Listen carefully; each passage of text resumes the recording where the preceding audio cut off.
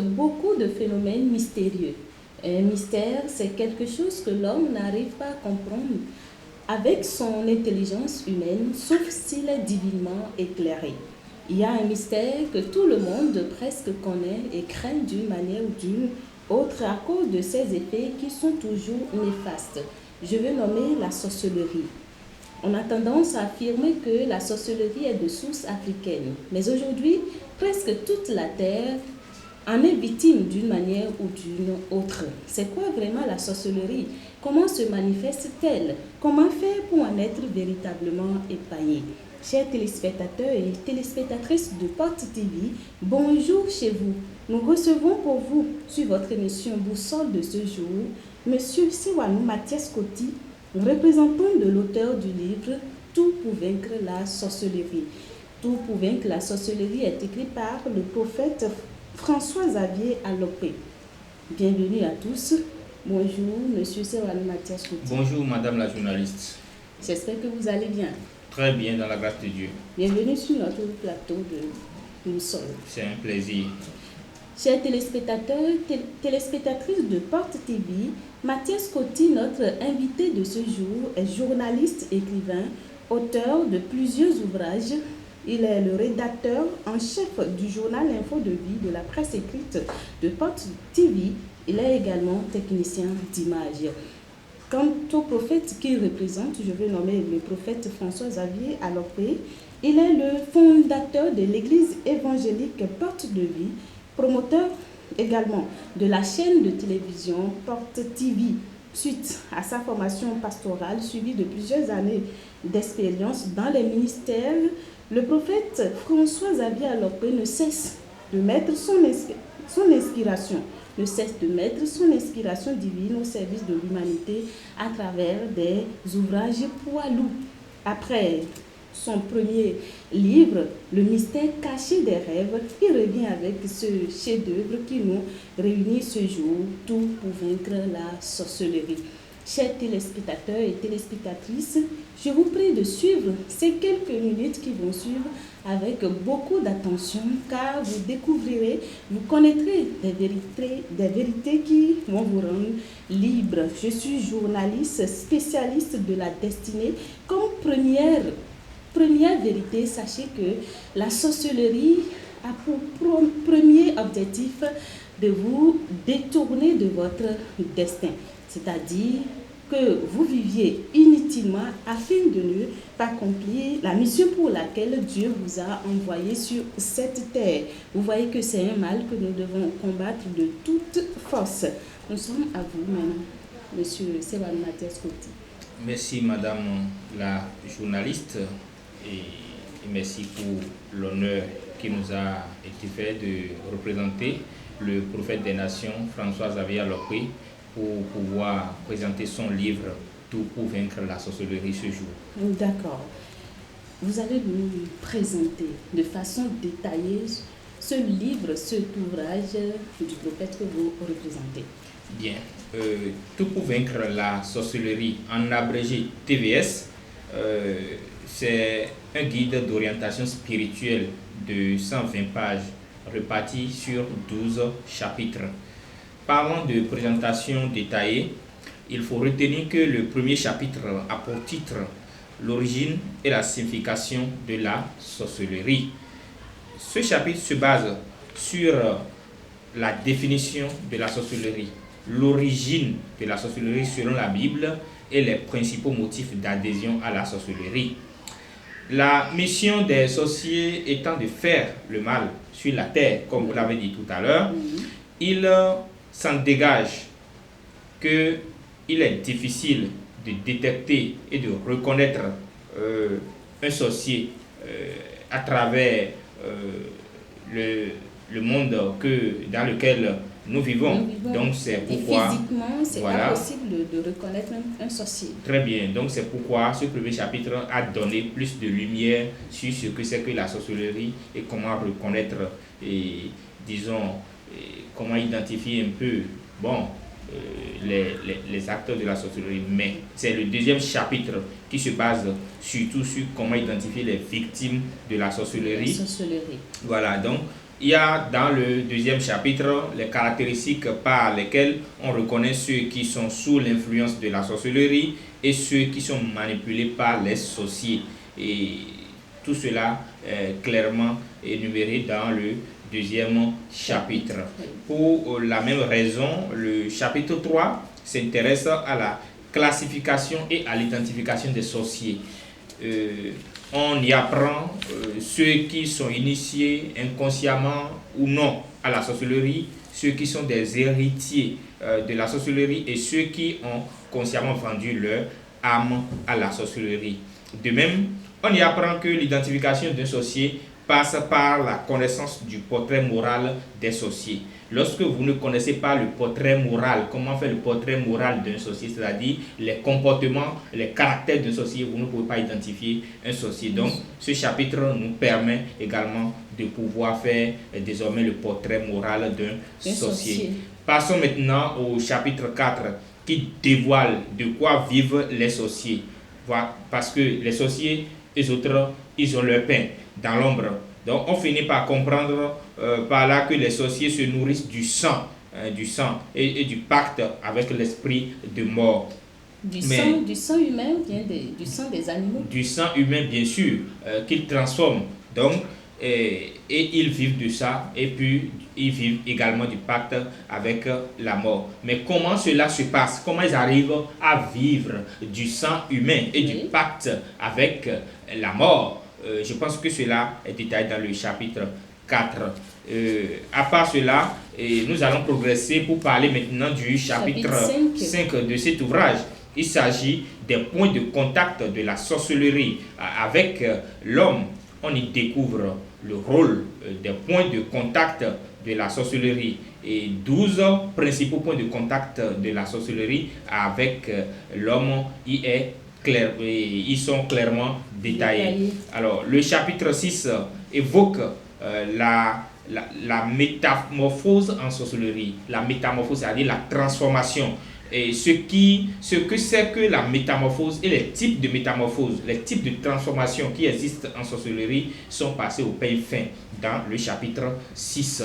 Parce qu'ils n'opèrent pas dans la chair physiquement comme ça. Donc, très bien. Donc ils se transforment. Ils prennent, n'est-ce pas, le corps de différentes espèces animales, voilà, pour opérer. Donc, à part ça, il y a le chapitre 7 qui aborde les méthodes de contrôle des membres de chaque famille par les sorciers. Donc, ils ont des méthodes pour contrôler les membres de chaque famille. Parce que dans chaque famille, il y a toujours des sorciers, que l'on le veuille ou non. Il y a des sorciers dans l'ombre qui ont des méthodes de contrôle. Mais quelles sont ces méthodes-là? Il faut connaître ces méthodes pour ne plus désormais être contrôlé par les sorciers de sa famille. Dès que vous maîtrisez ces contrôles, ces méthodes de contrôle, c'est comme si vous aussi, vous avez votre ceinture de sécurité pour pouvoir vous protéger contre les sorciers de votre famille. Voilà, c'est bien clair que ce livre intéresse tout le monde. C'est destiné à tout le monde, puisqu'on dit que dans chaque famille, il y a toujours... Il y a des sorciers. Voilà. Ce livre, ce n'est pas destiné aux évangéliques ou bien aux catholiques. Non, c'est pour tout le monde. Voilà. Le chapitre 8 met en relief les autels de la sorcellerie. Parce que la sorcellerie a des autels partout dans le monde entier. L'auteur nous a parlé dans cette partie de ce que c'est qu'un autel, et de l'importance d'un autel, et de la localisation et du rôle des autels de la sorcellerie dans le monde. Comment on identifie un autel de sorcellerie? Quel est le rôle? Comment fonctionne un autel de sorcellerie? Où est-ce qu'on peut trouver les autels de sorcellerie dans le monde? Tout cela est détaillé dans le chapitre 8. Ça veut dire que nous passons à des endroits dans nos vies et parfois nous passons au beau milieu des sorciers et nous n'en sommes pas conscients. Mais désormais, lorsque nous maîtrisons là où se cachent les autels de sorcellerie, et si personne ne vous a jamais dit que sur un carrefour ou bien dans un puits abandonné, les sorciers peuvent ériger un hôtel là. Vous ne pouvez pas le savoir. L'hôtel ici, c'est le point d'accès ou bien là où ils opèrent, ils se regroupent. Voilà, l'hôtel, c'est disons, là où ils opèrent. C'est, disons, une représentation diabolique, à partir de laquelle ils opèrent. Et chaque milieu a son hôtel. Il y a aussi des hôtels divins. Quand vous venez à l'église, le pasteur monte sur son hôtel et il parle. Et ça là, c'est à partir de son hôtel qu'il commande. C'est de la même façon que les sorciers ont des hôtels à partir desquels ils commandent. Et lorsqu'on maîtrise l'identification dont parle l'auteur dans le chapitre 8, l'identification des autels de la sorcellerie, l'auteur a indiqué la manière dont il faut se comporter, la mentalité disons l'attitude spirituelle, voilà, à avoir dans ces milieux où sont érigés des autels de sorcellerie pour ne pas tomber bien sûr dans leur piège. Je pense que c'est très important de le savoir. Très bien. Maintenant, le chapitre 9 expose les marmites de la sorcellerie. Il s'agit de ce que c'est qu'une marmite de la sorcellerie et de comment ces marmites sont-elles utilisées par les sorciers pour empêcher la destinée de l'homme. C'est ça. Donc, la sorcellerie a des marmites. Donc, il y a des marmites dans lesquelles ils font cuire la destinée de l'homme. Voilà, le destin que l'homme erre sur la terre, vit inutilement, n'arrive pas à réaliser ce pourquoi Dieu l'a envoyé sur cette terre. C'est la mission principale, l'objectif principal vraiment de la sorcellerie. Voilà, donc et ils utilisent leur marmite pour pouvoir détruire les vies. Alors, si dans le monde physique, nous utilisons nos marmites pour préparer nos repas, les marmites de la sorcellerie servent à faire vraiment détruire bien, servent à faire cuire, n'est-ce pas, ça fait peur. Les bénédictions de l'homme sur cette terre. Ça fait peur. Ça fait peur, oui. Vraiment. Donc, passons maintenant au chapitre 10 qui s'appuie sur les heures d'opération des sorciers. L'importance de la nuit pour les sorciers et la répartition des activités de la sorcellerie sur les heures de la nuit sont expliquées dans ce chapitre-là. Donc, quelles sont les heures où les sorciers opèrent la nuit?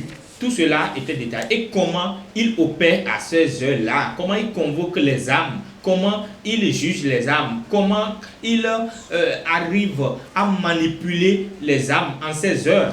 Et l'auteur a détaillé tout dans ce chapitre-là. Donc, lorsque quelqu'un passe dans la nuit à ces heures-là, ou bien se réveille à ces heures-là pour prier, et l'auteur a indiqué les types de requêtes, les types de paroles puissantes que l'intéressé peut utiliser dans ses invocations en ces heures-là pour pouvoir combattre nettement le sorcier. Donc, l'auteur a été clair à ce niveau. Et puis, dans le chapitre 11, il s'agit de comment se délivrer ou comment délivrer quelqu'un de l'esprit de la sorcellerie. Ça veut dire que ce chapitre est une solution pratique aux problèmes que crée la sorcellerie dans nos vies.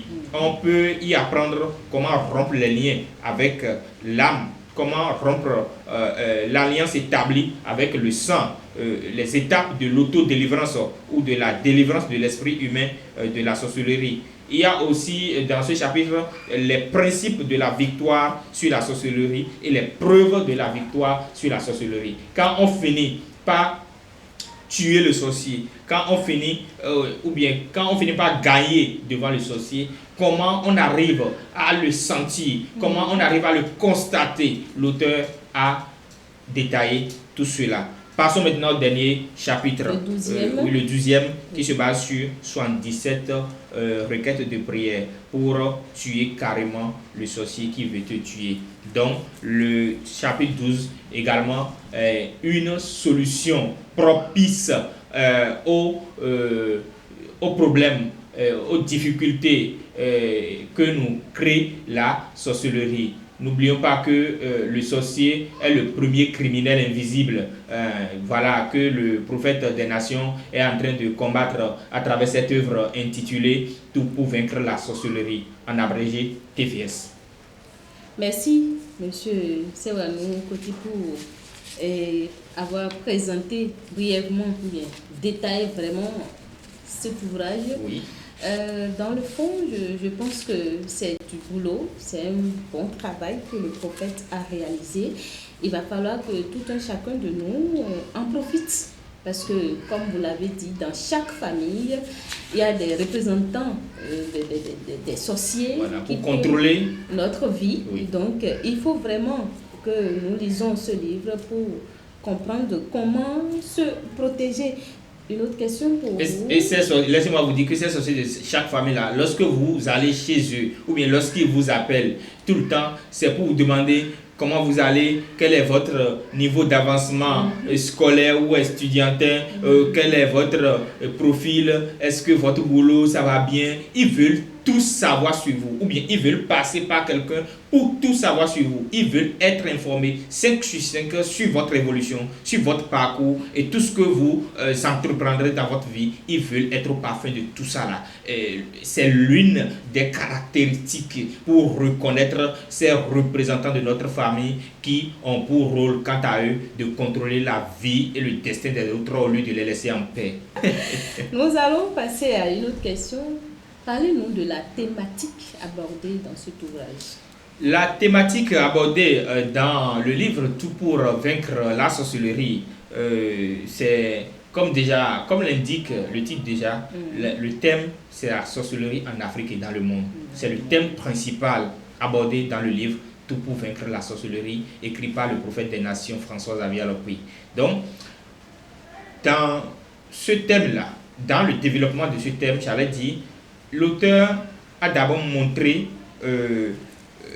défini déjà ce que c'est que la sorcellerie, on l'a dit dans le résumé. Donc, quant à nous, nous allons essayer d'apporter quelques lumières, une lumière voilà, sur ce thème-là pour permettre à nos téléspectateurs d'en avoir une idée plus large. Alors, la sorcellerie de manière globale et explicite est l'ensemble des procédés, des pratiques et pensées transmises de génération en génération dans une famille, faisant intervenir les démons pour agir sur les hommes et les événements qui succèdent dans leur vie. Maintenant, ce livre nous expose les manifestations de la sorcellerie en nous renvoyant au chapitre de Genèse 4, verset 1 à 12, puis Genèse 1, verset 4, voilà. Quand celui qui feuillette ces passages-là dans la Bible verra bien les manifestations de la sorcellerie et il saura que la sorcellerie existait même depuis l'origine de la création du monde. Alors, puisque la Bible est ce livre-là qui nous parle mieux, n'est-ce pas, de comment Dieu a créé ce monde. Maintenant, dans le livre Tout pour vaincre la sorcellerie, beaucoup d'autres manifestations de la sorcellerie sont illustrées à travers des récits émouvants, c'est-à-dire des anecdotes. À la page 18, on peut lire de ces récits-là. À la page 18, c'est également de même qu'à la page 40, de 40 à 41, il y a ces récits-là. Peut-être on peut faire quelques rappels. Ces récits dont je parle, et vous pouvez lire l'histoire de quelqu'un, d'un monsieur qui était à Douala, mais il est bien fortuné. Mais un jour, il a pris la décision lui-même de venir vivre en campagne, là où il n'y a même pas d'électricité. Est-ce que vous voyez? Alors que personne n'est derrière lui, et c'est lui-même qui court comme ça, il détruit tous ses biens. Donc, c'est des actes de la sorcellerie. On peut lire l'histoire de cette dame-là, et de cette dame sorcière qui a transformé, n'est-ce pas, les yeux de son mari en projecteur de lumière, ou bien, en tout cas, elle a transformé son mari en un véhicule, en une voiture, et elle fait ses courses nocturnes avec ça. Donc, du retour de ses courses, il s'est cogné contre le mur, et voilà, et les phares sont détruits. Maintenant que les phares sont cassés, le lendemain, au réveil, son mari s'est réveillé avec un problème de cécité. Voilà, et depuis lors, son mari ne voit plus. Est-ce que vous voyez tant d'illustrations? Nous avons également vu l'histoire de ce vieux de 130 ans environ qui refuse de mourir et il est en train de dégager des odeurs nauséabondes dans son lit. Et disons qu'il est en train de se décomposer là, il refuse de mourir. Et tous les membres de sa famille ont fui la maison. Mais ce n'est que par l'appel d'un pasteur qui pria pour ce vieux et qu'il s'en est allé. Et ça veut dire que le pouvoir qu'il détient et qui le maintient en vie, le pacte qu'il a eu à faire avec l'esprit de sorcellerie, l'esprit de la mort, ce pacte le maintient en vie. Le démon est en vie en lui. Oui, le démon vit à travers ce corps, disons, putréfié là, parce que le démon, lui, il aime les endroits les plus sales, les plus malsains. Est-ce que vous voyez? Donc, pour pouvoir influencer les hommes. Donc, c'est ça. Mais il a fallu que le pasteur prie pour rompre, n'est-ce pas, cette connexion qui est établie en ce vieux sorcier et le monde des ténèbres. Et c'est clair, c'est la puissance de Dieu seulement qui brise tous ces liens-là.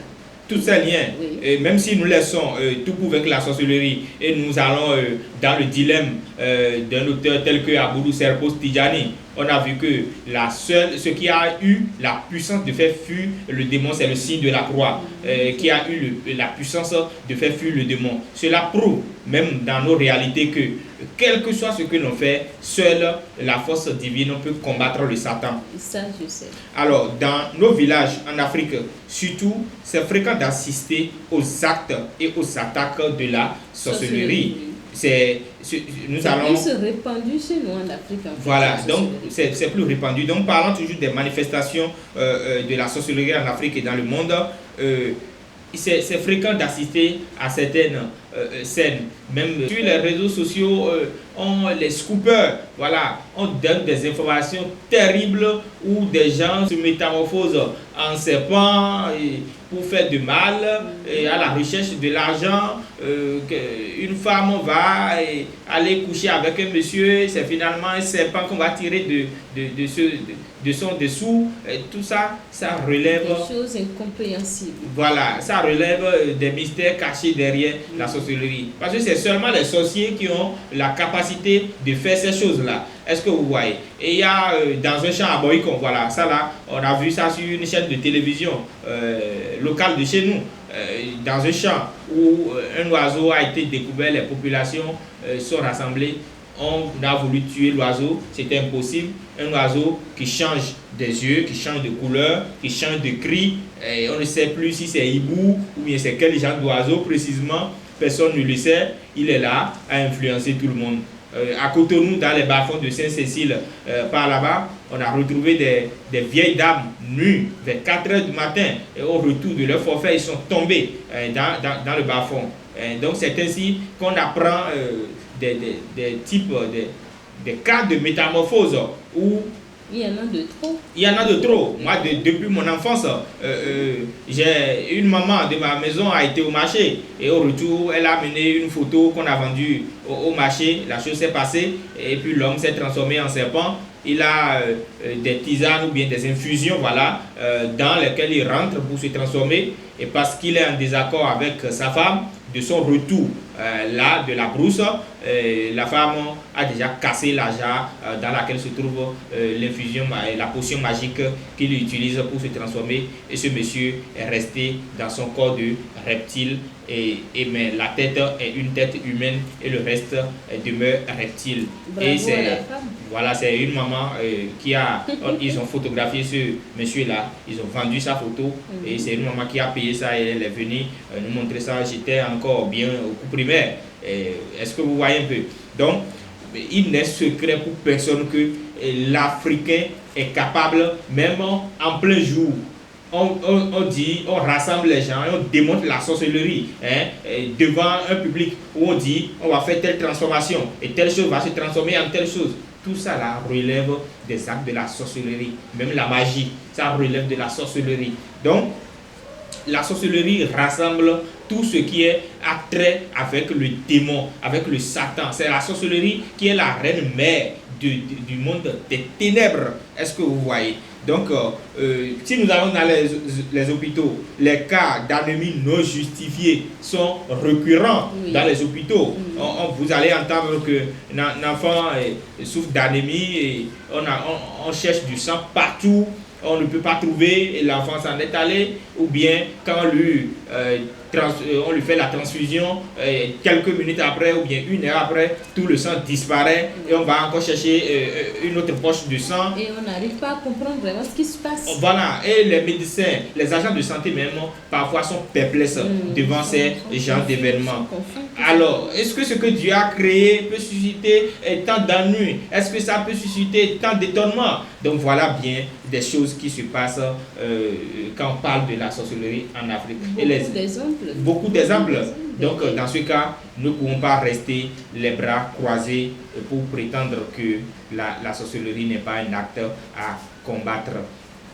Et sans oublier les jeunes qui ont bien brillé à l'école, à l'université, et pour finir, ils deviennent des soulards, des vauriens, des gens qui... Voilà, quelqu'un qui est censé devenir cadre dans une famille, il finit les études universitaires, on le voit en train de fumer, en train de boire. C'est quoi tout ça là? Est-ce que c'est vraiment de sa volonté? Ou bien c'est la folie qui vient, on ne comprend pas. Ou bien on apprend qu'un enfant qui, malgré on ne lui a rien fait, il fuit la maison et il ne veut pas revenir et qui se retrouve dans un club de délinquants. Et quand on fait bien l'enquête, ce n'est pas forcément lié à la mauvaise compagnie. Personne ne lui a rien fait. Ce n'est pas quelque chose qui lui a manqué. Ça veut dire qu'il y a des actes cachés et qu'il faut chercher à savoir. Si ce n'est pas la sorcellerie, ça doit être un mauvais comportement des parents qui ont une influence de malédiction sur l'enfant. Donc ces problèmes sont récurrents en Afrique. La mort subite, en tout cas beaucoup de manifestations. Beaucoup de manifestations. Voilà. En Afrique, au Bénin, ce n'est pas vraiment quelque chose de nouveau. Tout le monde sait ce que c'est que la sorcellerie. Ce que c'est que les actes de la sorcellerie, précisons bien. Voilà. Donc le livre Tout pour vaincre la sorcellerie nous a donné les principales causes qui poussent les gens à devenir sorciers. Déjà à la page 14. Et ces causes se résument au sigle PVP, pouvoir, vengeance, protection. Donc à la PVP. Donc l'auteur a créé ce sigle-là, PVP, pour signifier le pouvoir, la vengeance et la protection. C'est qu'à la recherche du pouvoir, à la recherche de pouvoir, de montrer que c'est moi qui existe, c'est moi qui peux ci, qui peut ça, pour prouver sa puissance, on devient sorcier par la force des choses. Parce que pour prouver qu'on a du pouvoir, alors il faut allègrement contracter des alliances pour se retrouver dans ce domaine-là. Maintenant, la vengeance, il y a des gens à qui on a fait quelque chose dans le passé, peut-être on a tué leur frère ou soeur ou bien leur papa injustement, et pour venger cela, on leur propose des choses, des pactes, tout ça là, on leur propose des puissances, et à la recherche de venger l'ennemi, ils finissent par devenir eux aussi des sorciers. Et d'autres disent, moi ma sorcellerie, c'est pour protéger ma famille, c'est pour protéger mes enfants, il y a des protéger foyer en fond, c'est ce qu'ils disent. Est-ce que vous voyez, mais là, est-ce qu'il y a une bonne sorcellerie vraiment et qui peut protéger quelqu'un? Donc quand on dit sorcellerie, c'est un acte mauvais, parce que la sorcellerie en Afrique ne sait fabriquer aucune aiguille. La sorcellerie en Afrique ne fabrique pas des avions ni des véhicules. La sorcellerie en Afrique ne fabrique pas des scanners dans nos hôpitaux. La sorcellerie en Afrique, c'est à détruire, à tuer. Et c'est ce que l'auteur est en train de combattre clairement à travers son livre.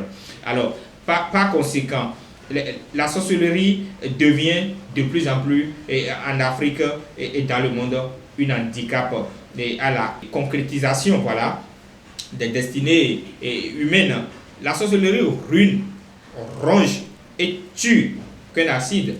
Nombreux sont ceux qui ont souffert pour trouver de l'argent, mais qui ne peuvent pas en jouir à cause de la sorcellerie ambiante. Incomptables sont les nés morts auxquels on assiste dans les hôpitaux à cause de la sorcellerie. Innombrables sont les femmes stériles à cause de kystes, fibromes, myomes, trompes bouchées provoqués par les sorciers.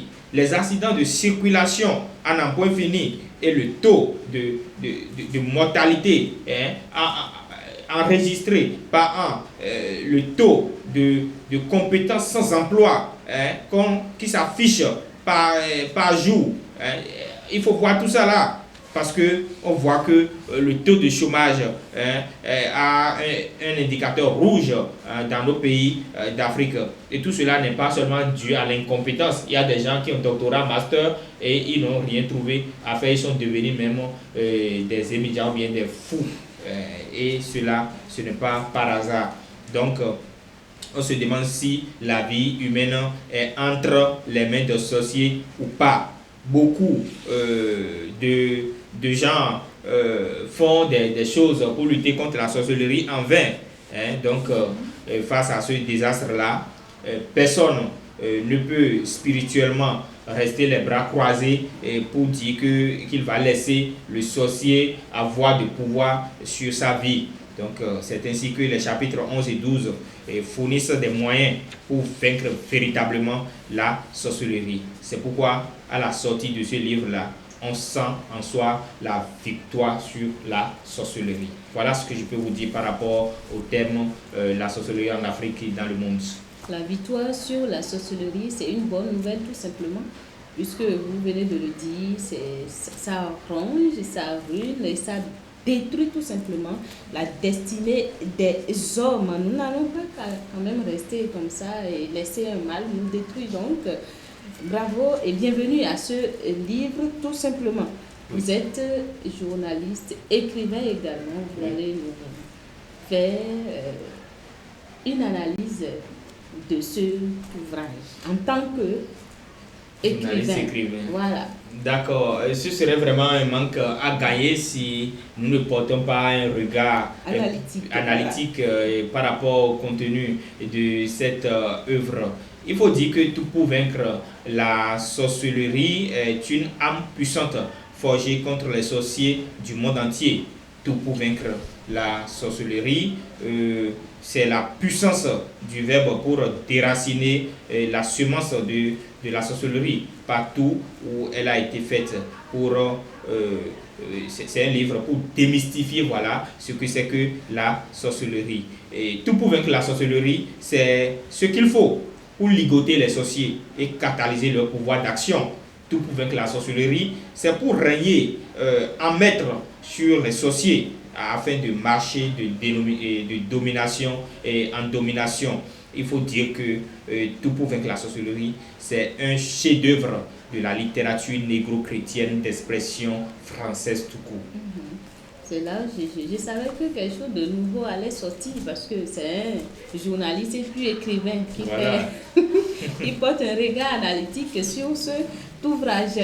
Merci pour le travail. Vous allez nous donner votre mot de fin pour finir totalement avec cette émission. Voilà, en guise de conclusion, je tiens à remercier le prophète des nations François-Xavier Alopé. Je tiens à remercier également les techniciens et les cadreurs de Porte TV. Je veux nommer Frère Caliste qui est même sur le moteur central à la régie. Merci pour le travail que vous faites ici. Et je remercie le peuple de Porte de Vie et le peuple du monde entier et qui ne cesse de nous renouveler leur attention. Donc pour tout pour vaincre la sorcellerie, c'est ce qu'il fallait à chacun de nous pour ne plus être tout le temps en train de parcourir des charlatans, des visionnaires. C'est ce qu'il faut pour être, disons, le prophète, le pasteur de soi-même. Et c'est pour assurer une indépendance spirituelle vis-à-vis des sorciers, pour marcher vraiment de domination en domination. Chers téléspectateurs et téléspectatrices de Porte TV, nous voilà à la fin de votre émission Boussole de ce jour. Nous avons parlé de la sorcellerie et surtout nous avons parlé du livre du prophète François-Xavier Alopé, Tout pour vaincre la sorcellerie. Vous l'avez bien compris, la sorcellerie est anti-destinée. Et ce livre, ce n'est pas en fait le livre qui est le problème, c'est Dieu qui peut vraiment finir totalement avec la sorcellerie. Le prophète a juste été utilisé par Dieu pour mettre à nu tout ce qui a trait à la sorcellerie. Donc, procurez-vous de ce livre et pour vraiment ligoter tout ce qui a trait à la sorcellerie. Ne permettez pas au diable de finir avec votre vie. Vous devez accomplir la mission pour laquelle vous êtes sur cette terre. Et un conseil pour vous, évitez tout mal dans votre vie. Évitez de faire le mal, parce que Dieu ne peut pas agir quand vous êtes en train de faire du mal à quelqu'un. Vous devez être dans le bien. Et là, Dieu peut mouvoir. Évitez de errer, de faire des choses inutilement. Dieu est dans l'excellence et jamais dans la médiocrité. Merci pour avoir suivi cette émission Boussole de ce jour. Nous vous donnons rendez-vous pour un autre numéro.